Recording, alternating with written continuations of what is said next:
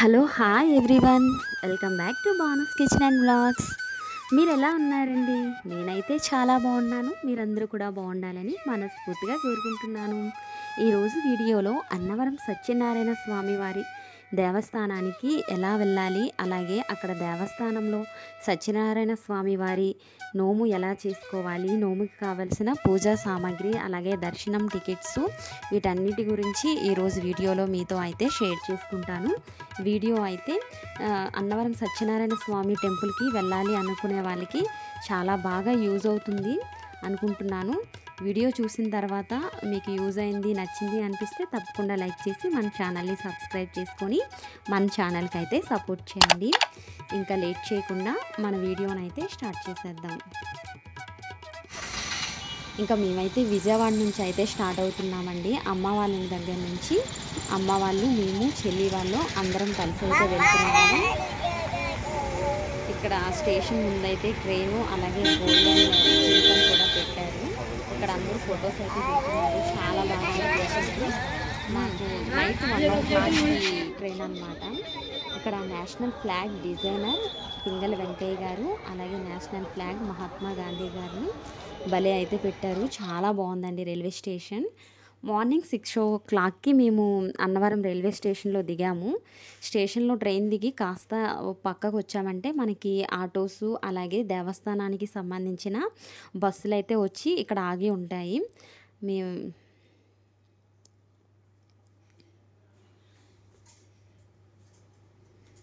మేమైతే ఇంకా బస్సు అయితే ఎక్కేసామండి.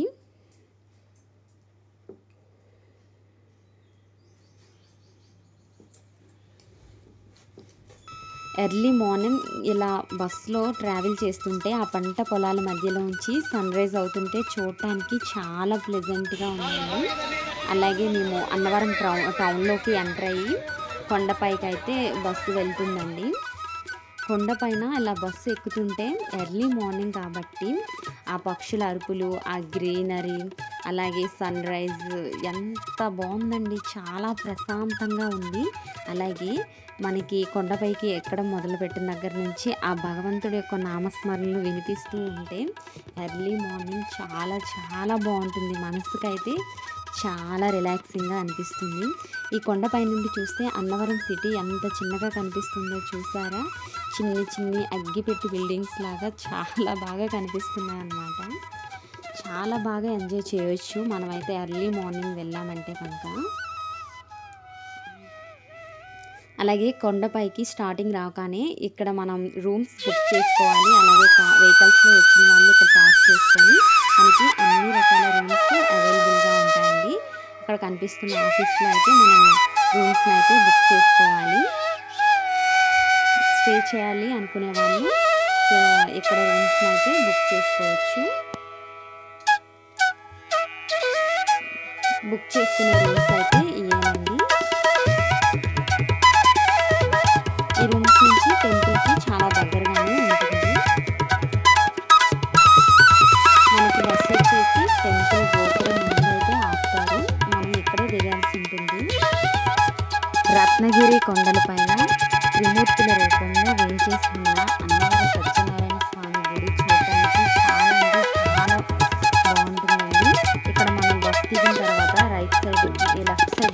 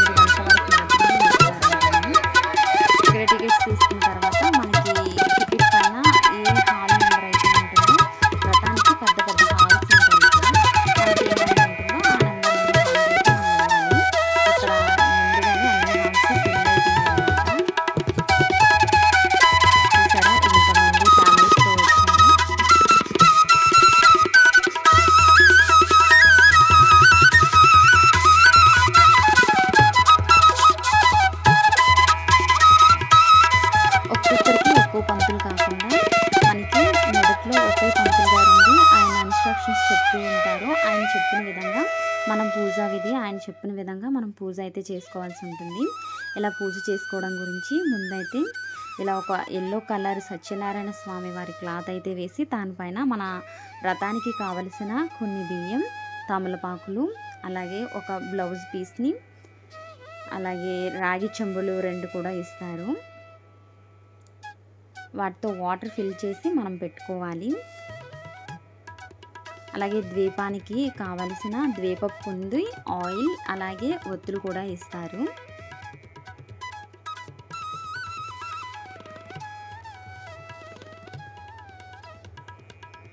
అలాగే పూజకి కావలసిన పసుపు గణపతి ముద్దని, అలాగే హారతి కర్పూరం, కుంకుమ, అక్షింతలు, స్వామివారి రూపు, వక్కలు, అగరబత్తి వీటన్నింటిని కూడా మనకి వీళ్ళు ఇస్తారండి మనం టికెట్ పే చేసిన అమౌంట్తోనే.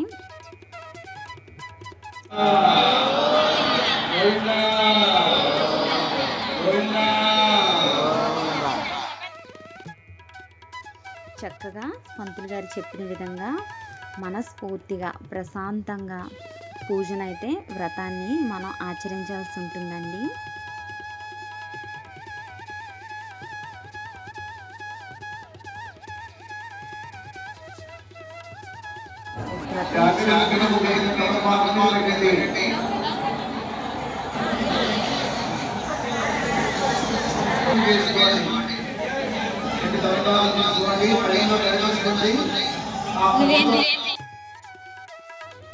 పూజ చేసేటప్పుడు వీడియో అయితే షూట్ చేయలేకపోయానండి. ఎందుకంటే మనస్ఫూర్తిగా ప్రశాంతంగా పూజ స్వామివారి వ్రతం చేసుకోవాలి అని చెప్పేసి అంత దూరం నుండి మనం వచ్చేటప్పుడు మనం వీడియో తీసేటప్పుడు మనకి ఆ కాన్సన్ట్రేషన్ అనేది మిస్ అవుతుంది కాబట్టి నేను వీడియో అయితే తీయలేదు. స్వామివారికి పూజ అయితే ఫ్యామిలీ అందరితో కలిసి చాలా ప్రశాంతంగా భక్తిపూర్వకంగా అయితే చేసుకున్నాను. అలాగే స్వామివారి ప్రసాదం కూడా మనకి నైవేద్యంగా పెట్టడానికి అయితే ఇస్తారు. అన్నవరం సత్యనారాయణ స్వామివారి ప్రసాదం చాలా ఫేమస్ కదండి, చాలా బాగుంటుంది. తాటి బెల్లం అలాగే గోధుమ రవ్వతో తయారు చేస్తారు. ఈ ప్రసాదం 4 నుంచి 5 రోజుల వరకు బయట నిల్వ ఉంటుందండి. పూజ సగం పూర్తయింది. కొబ్బరికాయలు కొట్టడానికి అయితే బయటికి వెళ్ళారు.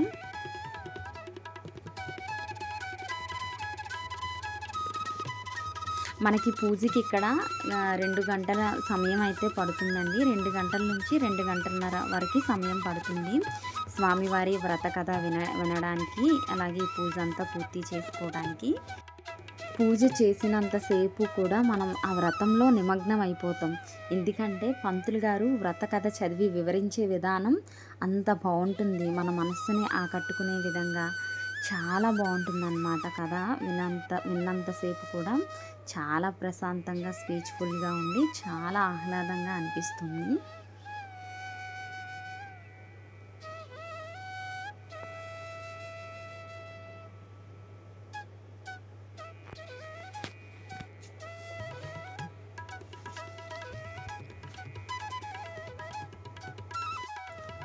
వ్రతం పూర్తయిన తర్వాత ఇంకా డైరెక్ట్గా స్వామివారి దర్శనానికైతే వెళ్ళాము మేము.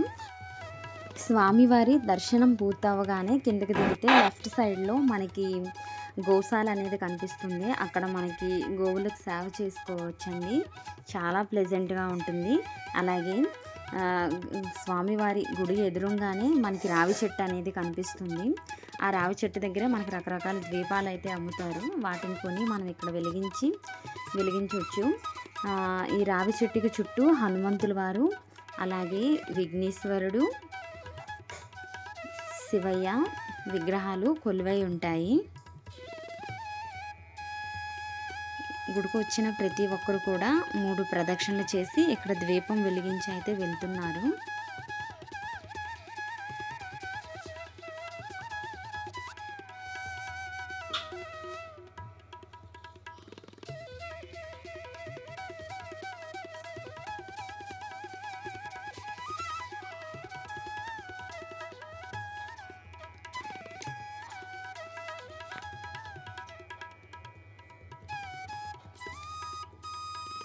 ఇంకా మేమైతే దర్శనం పూర్తి చేసుకొని వచ్చిన తర్వాత చూసారా ఎంత పెద్ద ఫ్యాన్ ఉందో, సోలార్ ఫ్యాన్ అంటండి.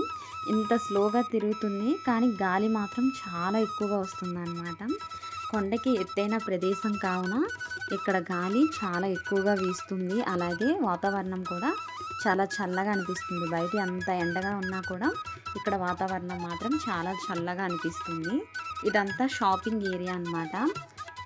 ఈ షాపింగ్ ఏరియా నుంచి కాస్త ముందుకు వెళ్తే మనకి ప్రసాదం కౌంటర్ అనేది ఉంటుందన్నమాట. ప్రసాదాలు మనం ఇక్కడ ప్రసాదాలు అవన్నీ కొనుక్కున్న తర్వాత మేము కాస్త ఎదురుకి వెళ్తే సీతారామాలయం కూడా ఇక్కడ మనకు కనిపిస్తుందండి. అక్కడ రాముల వారి దర్శనం కూడా చేసుకొని మేమైతే ప్రసాదానికి అయితే వెళ్ళాము. అన్నప్రసాదం టేస్ట్ అయితే అమోఘంగా ఉందండి. చాలా అంటే చాలా బాగుంది. అన్నప్రసాదం తిన్న తర్వాత కాస్త చల్లగా ఉంది కదండి, బాగా కాస్త విశ్రాంతి తీసుకొని అయితే ఇక్కడ వ్యూ చూసారా, అన్నవరం వ్యూ అయితే చాలా బాగా కనిపిస్తుంది. కొండ మీద నుంచి మనకి రైల్వే స్టేషన్ అన్నీ కూడా క్లియర్గా కనిపిస్తున్నాయి. ఇక్కడ భోంచేసిన తర్వాత వస్తున్న దారిలో చక్కగా మామిడికాయలకి చీమ చింతకాయలు, అలాగే ఈ యాపిల్ అంటే ఏదో ఈ యాపిల్, అలాగే ఉసిరికాయలకి ఉప్పు కారం అన్నీ పెట్టేసి ఇస్తున్నారు. మనం కొనుక్కోవచ్చు. చాలా బాగుందండి. అలాగే మేము భోంచేసిన తర్వాత చక్కగా కాసేపు రిలాక్స్ అయ్యి వెంటనే మళ్ళీ ట్రైన్కి మేము బయలుదేరాల్సి వచ్చిందండి. వైజాగ్ కూడా వెళ్దాం అనుకున్నాం, కాకపోతే టైం సెట్ అవ్వలేదన్నమాట. ట్రైన్ కాస్త లేట్ అయింది. మళ్ళీ మేము వైజాగ్ సింహాచలం టెంపుల్కి వెళ్దాం అనుకుంటే అక్కడ గుడి క్లోజ్ అవుతుందన్నమాట. మళ్ళీ రేపు మార్నింగ్ వరకు స్టే చేసి మళ్ళీ దర్శనం చేసుకోవాల్సి ఉంటుంది. అందుకని చెప్పేసి ఇంకా మేము వైజాగ్ అయితే వెళ్ళలేదు. మళ్ళీ కొండ కింద నుంచి దిగి మళ్ళీ స్టార్ట్ అయిపోయాం విజయవాడకి. వస్తున్న దారిలో పంపా నది చూసారా, ఇక్కడ చాలా బాగుంటుందండి. వ్రతం చేసిన పూజా తాలూకా నిర్మాల్యాన్ని ఇక్కడ ఈ నదిలో నిర్మాల్యాన్ని కలపాలి అనుకునే వాళ్ళు గంగలో ఇక్కడ కలిపేయచ్చండి. లేదు అనుకునే వాళ్ళు ఇంటికి తీసుకెళ్ళి పచ్చటి మొక్కల్లో కాస్త మట్టిని గోయిలా చేసి ఆ మొక్కల్లో ఆ నిర్మాల్యాన్ని వేసి కప్పేయచ్చు అన్నమాట.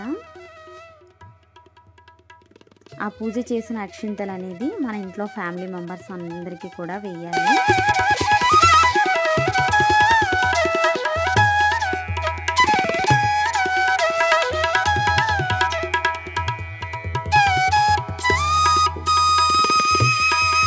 రత్నగిరి కొండలు చూడటానికి ఎంత చూడముచ్చటగా ఉన్నాయి కదండి. కొండల మధ్యలో నుంచి పంపా నది ప్రవహిస్తూ ఉంటే చూడటానికి చాలా పీస్ఫుల్గా అనిపిస్తుంది.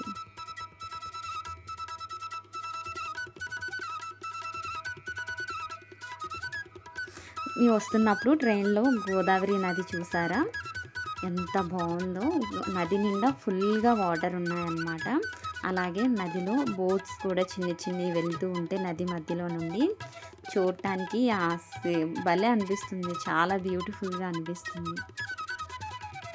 చక్కటి గాలి, చాలా చల్లటి వాతావరణం, మనసుకి చాలా ఆహ్లాదభరితంగా అనిపిస్తుంది.